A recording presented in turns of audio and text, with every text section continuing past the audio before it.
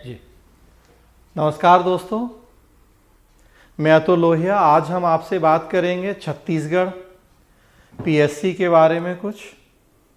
Friends, आप में से जो भी लोग छत्तीसगढ़ पीएससी का एग्ज़ाम दे रहे हैं या भविष्य में देने के लिए प्लान कर रहे हैं, आपने अगर छत्तीसगढ़ पीएससी का पैटर्न देखा होगा और सिलेबस देखा होगा प्रीलिम्स का, मेंस का, तो आपको इस बात की जानकारी होगी कि छत्तीसगढ़ पीएससी में जो पहले ऑप्शनल हुआ करते थे अब उनको हटा दिया गया है। जीएस का दायरा बढ़ा दिया गया है। जब ऐसा हुआ तो शुरू में कई सारे लोग बहुत खुश हुए कि अब ऑप्शनल नहीं पढ़ने होंगे, वो एक समस्या खत्म हो गई। लेकिन वास्तव में देखें तो वो तू डाल डाल में पात पात वाली स्थिति कि पहले तो एक या दो ऑप्शनल पढ़ने होते थे। जीएस में जो 5-6 ट्रेडिशनल सब्जेक्ट हैं बस वो पढ़े जाते थे, history, geography, polity, science, economy. जब ऑप्शनल ख़त्म कर दिए गए तो पीएससी में बैठे लोगों ने बड़ी समझदारी से लगभग 20 ऑप्शनल्स को जीएस में कंपलसरी कर दिया। अब समाजशास्त्र भी पढ़ना है, अब दर्शन शास्त्र भी पढ़ना है, अब लोक प्रशासन भी पढ़ना है और पता नहीं ऐसे और कितने ऑप्शनल अब जीएस में पढ़ने हैं। तो पिछले काफ़ी समय से हमारे पास ये डिमांड थी कि हम जो जीएस में लोक प्रशासन को शामिल किया गया है उसके लिए एक बैच शुरू करें। समय नहीं होता था, ऑफलाइन संभव नहीं था करना। कोरोना ने अगर कुछ समस्याएं पैदा की तो कुछ अच्छे काम भी किए, कुछ अपॉर्चुनिटीज़ भी दी हमें। ऑनलाइन माध्यम धीरे धीरे पॉपुलर हुए तो अब हमारे लिए संभव हो पाया कि ऑनलाइन हम आपके साथ जुड़ें और एक बैच शुरू करें लोक प्रशासन के लिए। जैसा आपको जानकारी होगी कि लोक प्रशासन हिंदी मीडियम में पूरे देश के सबसे अनुभवी, सबसे बेहतर टीचर होने का दावा करता हूं मैं। हजारों स्टूडेंट्स को अब तक पढ़ा चुका हूं, सैकड़ों उसमें सेलेक्टेड हो गए हैं। स्पेशली छत्तीसगढ़ में तो मुझे लग रहा है कि कम से कम आज की डेट में 7-8 जिलों में मेरे स्टूडेंट कलेक्टर और एसपी हैं।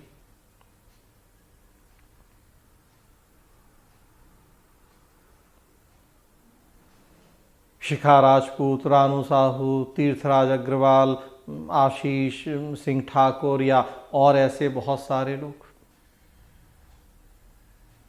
चूँकि मैं खुद एमपी का रहने वाला हूँ, कुछ समय पहले तक आप जानते हैं कि छत्तीसगढ़ एमपी का ही पार्ट हुआ करता था, तो एक स्वाभाविक सा जुड़ाव लगाव रहा है। तो एमपी छत्तीसगढ़ के हमेशा से बहुत सारे स्टूडेंट मेरे पास पढ़ने आते रहे। सिलेक्शन भी बहुत ज़्यादा और अच्छे रैंक आए हैं तो होम स्टेट में उनको कैडर मिल गया है। शिखा राजपूत 36 रैंक अब तक का बेस्ट रिजल्ट हमारा रहा है हिंदी मीडियम पवेट से ऑप्शनल। रानू साहू 88 रैंक, तो बहुत सारे लोग ऐसे पास हुए। तो अब वर्तमान स्थितियों को देखते हुए हमने प्लान किया कि एक बैच हम आपके साथ शुरू करें लोक प्रशासन, जो कि जीएस में कंपलसरी किया गया है मेंस में। लेकिन फ्रेंड्स, ये लाइव नहीं होगा, ये रिकॉर्डेड उपलब्ध होगा आपको। प्ले स्टोर में मूवीशाला ऐप आप डाउनलोड कर सकते हैं और उस मूवीशाला ऐप पे फिर आपको ये रिकॉर्डेड कोर्स उपलब्ध होगा।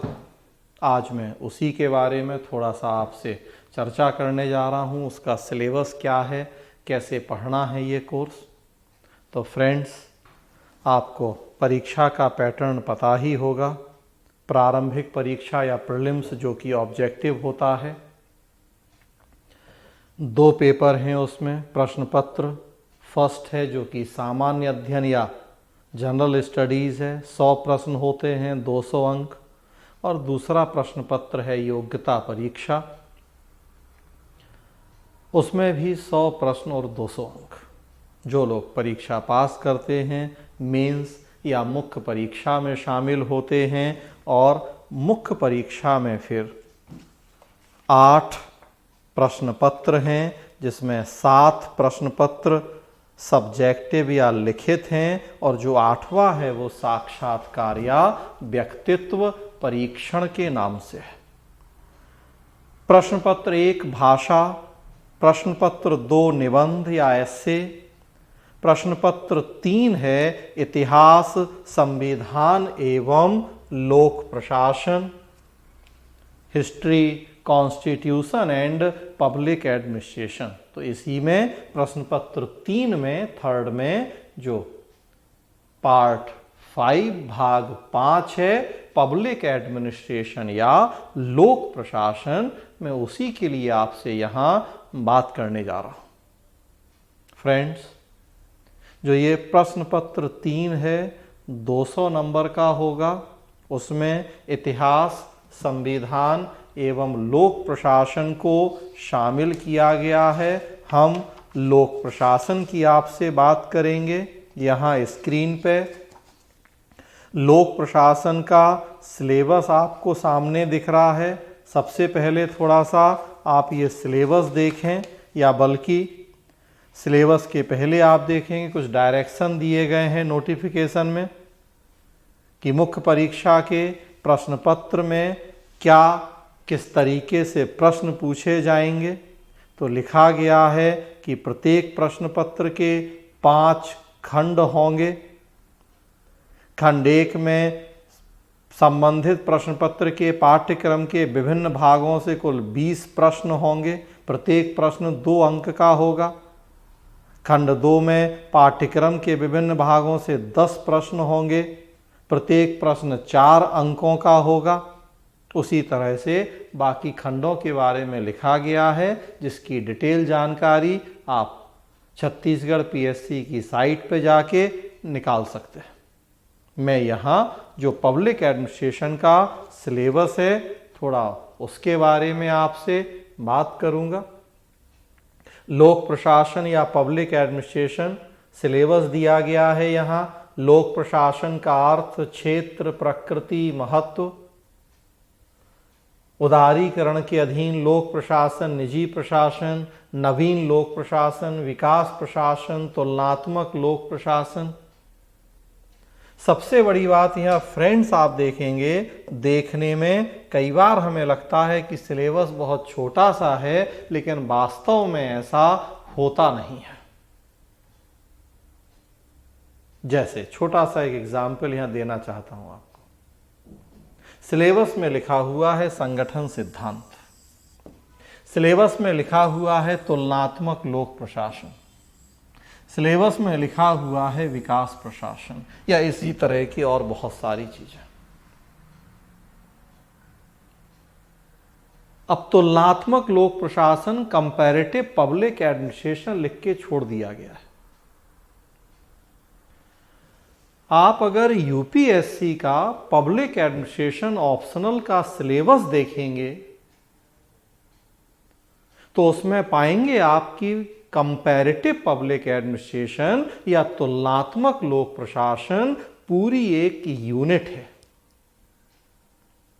तुलनात्मक लोक प्रशासन के नाम से एक यूनिट, और उसके अंदर फिर हमें बहुत सारी चीजें पढ़नी होती हैं। तुलनात्मक लोक प्रशासन का अर्थ क्या है, तुलनात्मक लोक प्रशासन का उदय कब हुआ है, क्यों हुआ है, उसका विकास कैसे हुआ है, या इस तरह की बहुत सारी चीजें।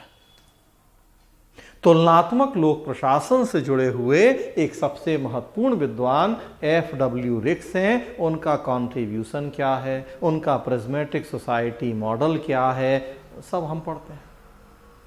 अब यहां देखिए आप, यहां आपके सिलेबस में लिखा गया है तुलनात्मक लोक प्रशासन। मतलब अब क्या पढ़ें और क्या नहीं पढ़ें, ये तय करना आपके हमारे सामने एक बहुत बड़ी चैलेंज है, चुनौती है। मैं केवल अर्थ पढ़ा के छोड़ दूं आपको तुलनात्मक लोक प्रशासन, मैं केवल क्षेत्र पढ़ा के छोड़ दूं, या मैं उसका विकास पढ़ाऊं, क्या और क्या नहीं। मैं रिक्स नहीं पढ़ाऊं और प्रश्न पूछ लिया जाए तो आप कहें कि अरे ये कहां से आ गया। और प्रश्न पूछा जा सकता है क्योंकि रिक्स तुलनात्मक लोक प्रशासन का ही पार्ट है। और अगर आप कभी छत्तीसगढ़ पीएससी पे केस करेंगे कि रिक्स क्यों पूछ लिया, सिलेबस में कहाँ था, तो वो तो कह देगा कि ये देखो रिक्स तुलनात्मक लोक प्रशासन के पिता हैं, तो मैंने तो लिखा था तुलनात्मक लोक प्रशासन, तो रिक्स तो आपको पढ़ना ही था, आपने क्यों नहीं पढ़ा। गलती आपकी, हमारी नहीं, हमने तो लिखा है सिलेबस में कंपैरेटिव पब्लिक एडमिनिस्ट्रेशन या तुलनात्मक लोक प्रशासन मतलब कंपैरेटिव पब्लिक एडमिनिस्ट्रेशन से जुड़ी जितनी बातें हैं वो सब जानना जरूरी है। तो अब इसे हम चालाकी कहें या रणनीति कहें पीएससी की, कि उन्होंने तो क्या किया, पब्लिक एडमिशन ऑप्शनल का जो सिलेबस है उसमें जो यूनिट्स के नाम होते हैं वो उठा के लिख दिए यहां। अब पढ़िए पूरा, कुछ चीजें, कुछ टॉपिक लिखे जैसे लोक प्रशासन का अर्थ क्षेत्र, तो यहां देखिए इसे डिफाइन किया है कि हम लोक प्रशासन का मीनिंग पढ़ें, उसका स्कोप पढ़ें, उसका नेचर पढ़ें, उसका इंपॉर्टेंस पढ़ें। लेकिन कई जगह देखिए डिफाइन नहीं किया है, बस संगठन सिद्धांत लिख के छोड़ दिया गया। यूपीएससी जब पब्लिक एडमिशन ऑप्शनल पढ़ते हैं तो 1 महीने तक पढ़ते हैं संगठन के सिद्धांत। यहां देखिए वो 2 शब्द लिखे हैं संगठन सिद्धांत। अब बताएं कि क्या पढ़ें और क्या नहीं पढ़ें। जितने संगठन से जुड़े सिद्धांत हैं किसी से भी आपसे प्रश्न पूछा जा सकता है और आपको पढ़ना चाहिए। समझदारी तो यही है, अगर आपको रिस्क नहीं लेना है तो, रिस्क लेना है तो फिर तो कुछ नहीं पढ़िए, रिस्क लीजिए। वैसे सोचिए तो लगभग 40 नंबर का है, तो अब आप सोचिए कि अरे 40 नंबर के लिए क्या छोड़ दिया जाए, तो 40-40 करके सब छोड़ दीजिए फिर तो। लेकिन अगर धोखा नहीं करना है, ईमानदारी से पढ़ना है, एक एक नंबर का महत्व है, तो फिर पढ़ना ही है 40 नंबर। कहने को 40 नंबर हैं, लेकिन सिलेबस आप देखिए इतना अस्पष्ट है कि कई बार ये तय करना कठिन है कि क्या पढ़ें और क्या नहीं। तब फिर आपको जरूरत है मुझ जैसे एक अनुभवी शिक्षक की, जो उतना पढ़ा दे कि कुछ छूटे भी नहीं, लेकिन उतना ज़्यादा भी ना हो कि भाई लगे कि अरे 40 नंबर के लिए तो इतना पढ़ रहे। तो सिलेबस डिफाइन करना ही सबसे बड़ी चुनौती है। और फिर जब एक बार हमने सिलेबस डिफाइन कर लिया तो उसके अकॉर्डिंग फिर अब हमें बेहतर तरीके से तैयारी करनी है। फ्रेंड्स, इन्हीं सब बातों को ध्यान में रखते हुए ये क्लास, ये बैच है। सारे जो टॉपिक हैं हम चर्चा करेंगे आपसे इस क्लास में। जिस मात्रा, जिस अनुपात में ज़रूरत है उस अनुपात में चर्चा करेंगे। सारा नोट्स आपको पीडीएफ फॉर्मेट में उपलब्ध होगा। मार्केट में अभी इस तरह की किताबें नहीं हैं कि जो पर्टिकुलर टॉपिक विशेषज्ञता के साथ आपका सारा सिलेबस कवर करती हो, सो ज़रूरत भी नहीं है आपको।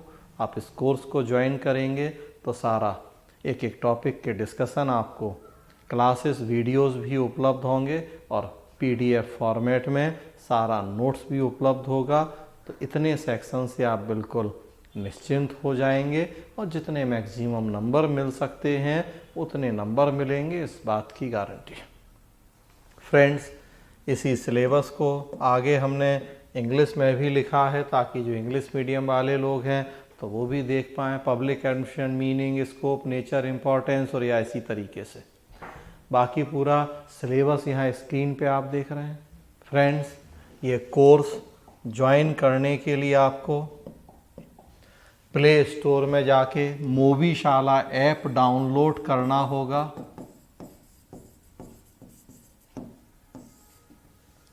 और इंस्टीट्यूट कोड में PIX1005 डालना होगा।